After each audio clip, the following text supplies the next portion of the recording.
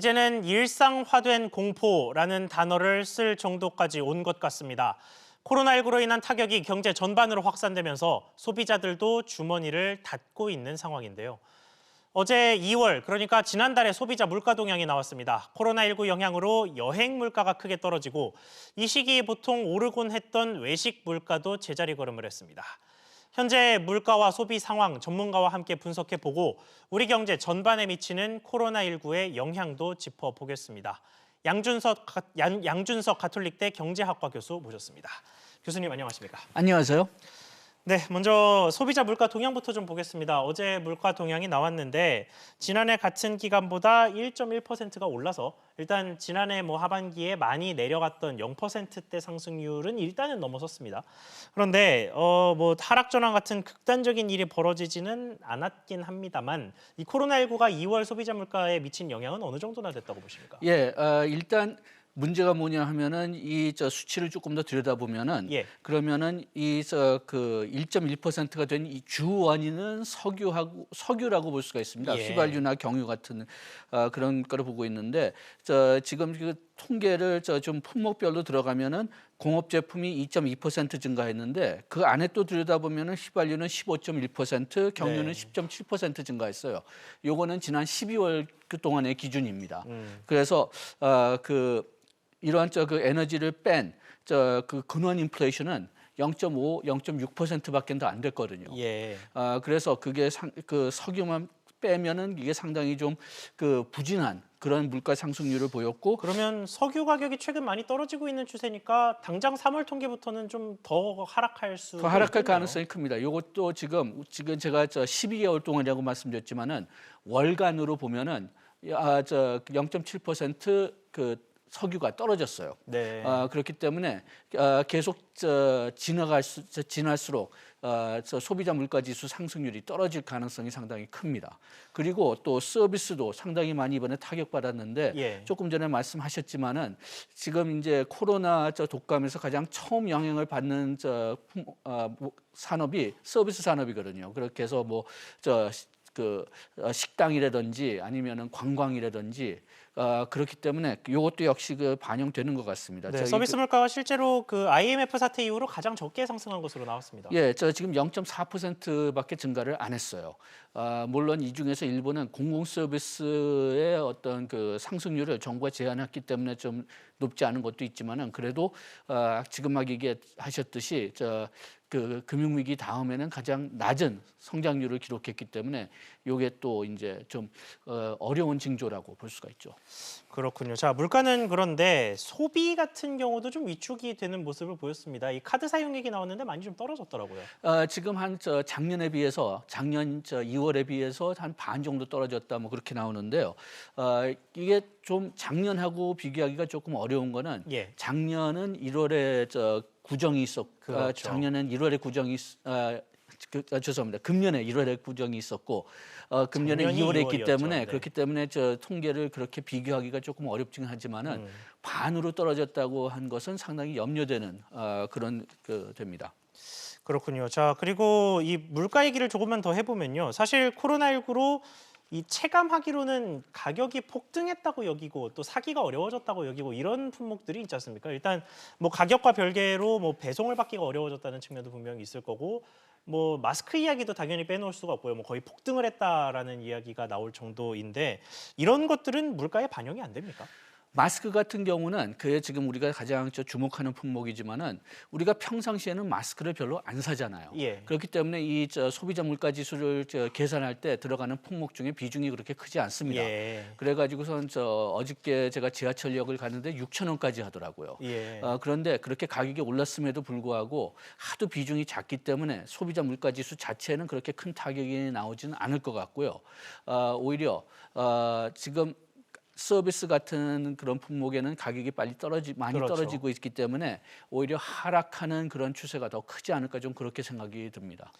그렇군요. 알겠습니다. 물가는 이 정도로 하고요. 다음 지표로 좀 넘어가 보겠습니다. 한국은행이 물가를 발표하고 또 지난해 경제 성장률도 발표를 했는데 일단은 2% 성장을 달성을 한 걸로 나왔습니다. 그럼 이거에 대해서 평가는 좀 어떻게 하고 계십니까? 우리가 굉장히 부진한 상태가 계속 유지하는 건 사실입니다. 우리가 그 4, 4분기만 봤을 때는 이게 1.2로 이제 수치가 나왔던 게 이번에 잠정치에는 1.3으로 좀 올라갔기 때문에 그리고 또 우리가 생각했던 것보다 소비하고 투자가 약간씩은 올라갔어요. 그러니까 그게 조금 좀 긍정적인 면으로 볼 수가 있고 작년 말에도 우리가 얘기했지만은 이제는 바닥에 간 것 같다. 이제 다시 올라가는 것 같다. 뭐 그런 얘기를 많이 했는데 1월에 코로나 때문에 이게 완전히 무너진 거죠. 예. 그래서 지금 우리가 뭐 물론 정확한 숫자는 나중에 1, 4분기 성장률이 나와야지 볼 거지만은 그렇지만 지금 현재 지금 얘기했던 뭐 그런 그 신용카드 소비나 물가 상승률이 이렇게 낮아진 걸 본다면은 이번에 그 1, 4분기 상승률이 그렇게 좋게 나오지는 않을 것 같습니다. 네, 그리고 국민소득과 관련해서 이야기를 좀 해보면요. 이게 경제성장률 같은 경우는 4분기에 그래도 첫 전망보다 조금은 상승을 해서 2% 성장도 달성을 했고 그렇습니다만 국민소득은 오히려 떨어진 걸로 나왔습니다. 이게 상당히 오랜만에 떨어진 거라고 하던데 가장 큰 원인이 뭐였다고 보십니까? 예, 우리가 보통 생각하는 건 GDP, 그러니까 국내 총생산이고 우리는 국민소득, 그건 GNI로 보게 되는데요. 예.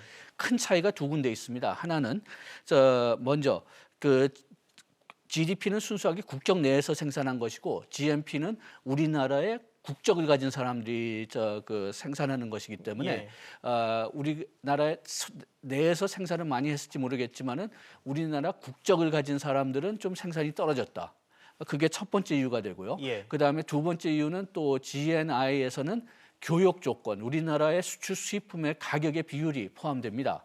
그런데 다 아시다시피 작년에는 우리의 그 반도체 가격이 크게 떨어졌어요. 예. 그렇게 되니까 우리의 수출 수출 가격 대 수입 가격 비율이 많이 떨어졌기 때문에 그렇기 때문에 우리가 좀 달러로 살 수 있는 물건들을 환산해 본다면은 그러면은 우리가 살 수 있는 물건들이 많이 떨어졌습니다. 그러니까 그래가지고서 쉽게 말해서 국민소득이 떨어졌죠. 지난해 수출과 관련해서 우리가 돈을 좀 덜 벌었기 때문에 국민소득이 떨어졌다. 뭐 이런 식으로 해석을 해도 되는 걸까요? 덜 벌었다기보다는 그 가격이 서로 그 가격의 비율이 예. 바뀌었기 때문에 우리가 살 수 있는 물건들이 해외에서 살 수 있는 물건들이 더 비싸졌기 때문에 우리 실질 소득이 떨어졌다. 그렇게 해석을 해야 되겠죠. 지금 또 코로나19 상황 때문에 중국과의 수출입이 전반적으로 타격을 받으면서 지금 수출입 상황이 좋지 않아지고 있는 추세인데 그렇게 되면은 올해 1분기 혹은 올해 뭐 코로나가 좀 더 장기화된다면 올해의 이 국민소득도 좀 더 저조해질 수 있는 가능성도 있는 거 아닙니까? 지금 벌써 재조정되고 있고 이것도 이제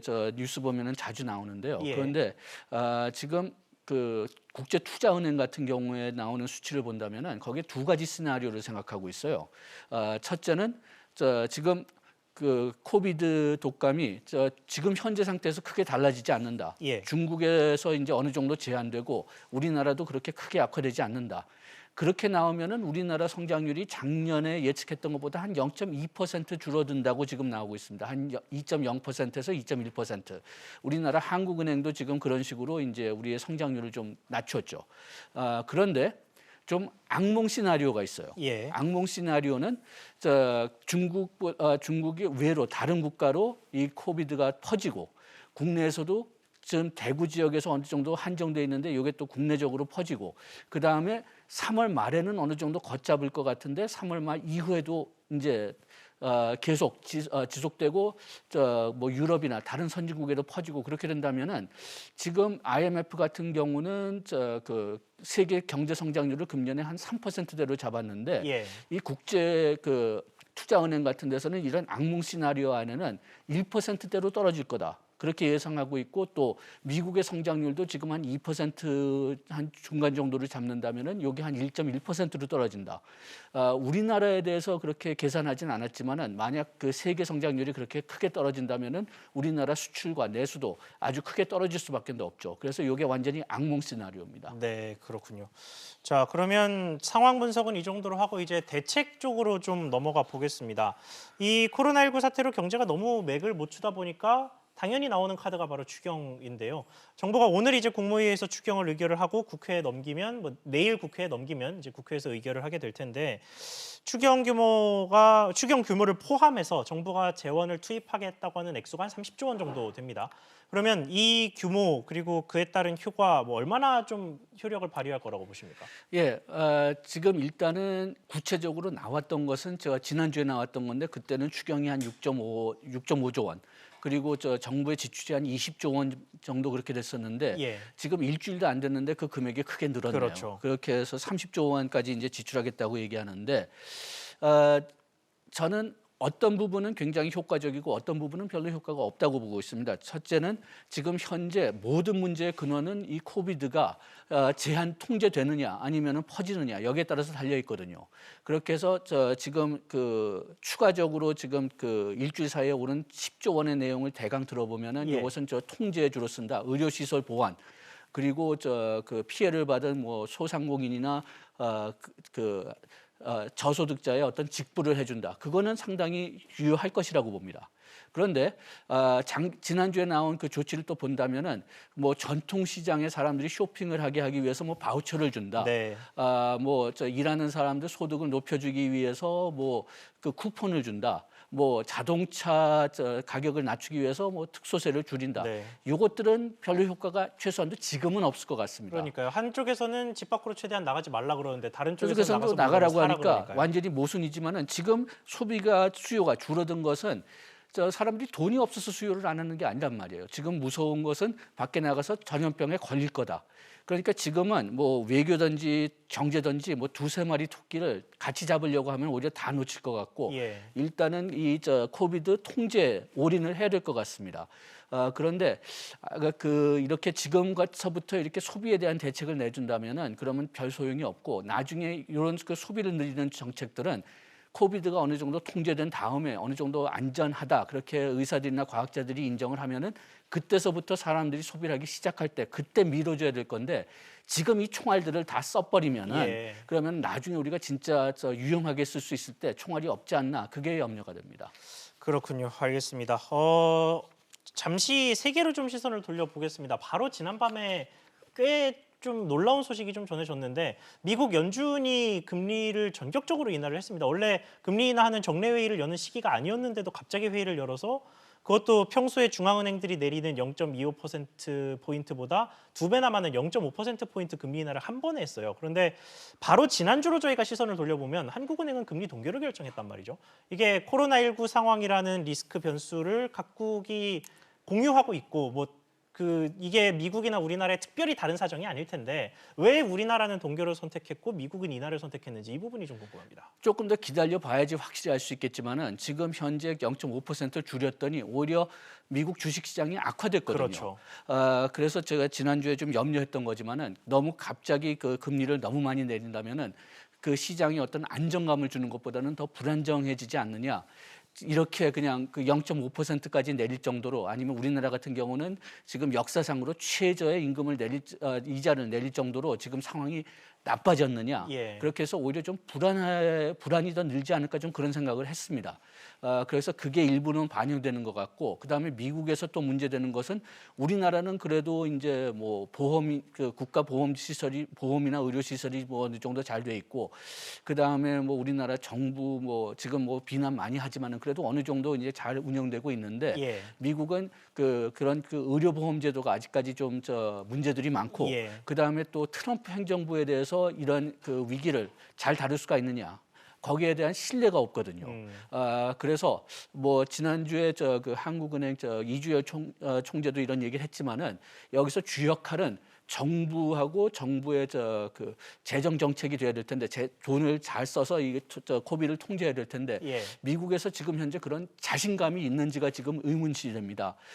벌써 그 트럼프 행정부가 세금을 내리면서 재정 적자도 많이 늘었고 예. 그래가지고선 이걸 제대로 할 수 있는 인력의 여력이 있느냐 또 돈의 여력이 있느냐 이런 것들이 다 지금 의문시되는 것 같아요. 그래가지고선 며칠 좀 기다려서 봐야 되겠지만은 이런 염려가 계속된다면은 연준이 금리를 내렸다고 해도 그 주식시장은 그렇게 잘 회복되지는 않을 것 같습니다. 주식시장 물론이고 경기에서도 상당히 좀 반영이 좀 잘 안 될 수 있는 그런 상황이 될 것 예. 같습니다. 마지막으로 OECD가 경제 전망을 내놨는데 IMF가 경제 성장률 전망치를 좀 낮추기로 한 것처럼 OECD 역시도 전망이 좀 좋지가 않았습니다. 우리나라 경우에는 지난해에도 2%를 간신히 턱걸이를 했었죠. 그러니까 올해 같은 경우도 2.3%에서 2%로 또 전망치를 낮추기도 했고요. 이것과 관련해서 좀 전반적으로 봤을 때 우리 경제가 나아가야 할 길이 있다면 어떤 게 있을까요?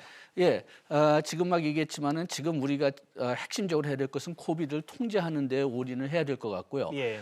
지금 OECD 지금 내린 수치를 보면은 이것도 아까 얘기했던 좀 그래도 좀 코비드가 통제될 거라는 시나리오 하에서 이 계획을 짠 것 같고요. 네. 그 추정을 한 것 같고 그렇다면은 만약 아까 얘기했던 악몽 시나리오 같이 상황이 악화된다면은 그러면은 요것조차도 2.0%조차도 우리가 이 금년에 성취하기가 어려울 겁니다. 그렇기 때문에 뭐 우리가 국제적으로 코비드가 퍼지는 건 할 수 없지만 그래도 최소한도 한국 우리 국경 안에서는 이 코비드를 제한시키는데 먼저 올인을 해야 될 거고 그다음에 어느 정도 통제가 됐다면은 그때야 이제 소비하고 투자를 늘리는 그런 정책을 생각해야 되겠죠. 네, 알겠습니다. 오늘 말씀 여기까지만 듣겠습니다. 지금까지 양준석 교수와 함께했습니다. 교수님 오늘 말씀 감사합니다.